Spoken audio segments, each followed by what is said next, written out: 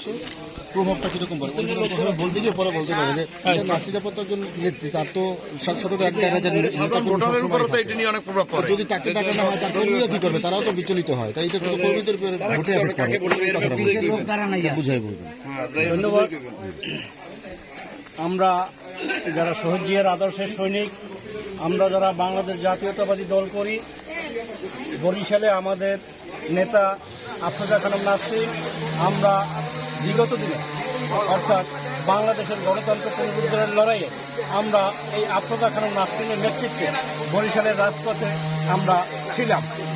আমরা এখনো নাসরিনের নেতৃত্বে আছি, কিন্তু এই বরিশাল থেকে, বরিশাল সদর আসন 5 আসন থেকে একাধিক লোক মনোনয়ন প্রত্যাশী ছিল। আমরাও জানি দল একজনকেই মনোনয়ন দিবে, কিন্তু আমরা দলের স্বার্থে অর্থাৎ বিএনপির মনোনীত প্রার্থীকে আমরা বিজয়ী করার জন্য আমরা আমাদের মহানগরের পক্ষ থেকে যা যা করা দরকার আমরা সর্বোচ্চ শক্তি নিয়োগ করব এবং ঐক্যবদ্ধভাবে ধানের শীষের প্রার্থীর পক্ষে কাজ করব এবং ধানের শীষকে বিজয়ী করব। দুঃখের বিষয় হলো সত্যি দল একজনকে মনোনয়ন দিয়েছে, কিন্তু যিনি মনোনীত ব্যক্তি, দলের হাইকমান্ডের নির্দেশ ছিল যারা মনোনয়ন বঞ্চিত হবেন, যারা মনোনয়ন পাবেন না, তাদেরকে সাথে নিয়ে কাজ করতে হবে। কিন্তু আজকে এই বরিশালে দেখলাম ব্যতিক্রম, আমাদের নেতা আফরোজা খানম নাসরিনকে অ্যাভয়েড করে কতিপয় লোক তারা তাদের মতো করে চলছে, কাজ করছে।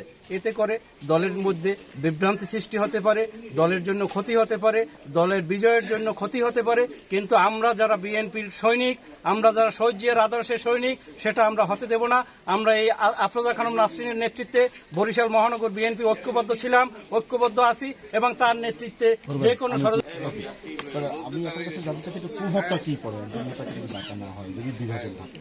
একজন নেতাকে যদি ডাকা না হয়, সেই ক্ষেত্রে স্বাভাবিকভাবে তার যারা অনুসারী থাকে তাদের ভিতরে স্বাভাবিকভাবে প্রতিক্রিয়া সৃষ্টি হয়, মানসিকভাবে তারা একটু দুর্বল হয়ে পড়ে, যে কারণে প্রার্থী বিজয়ী হতে একটু বেগ পেতে হয়।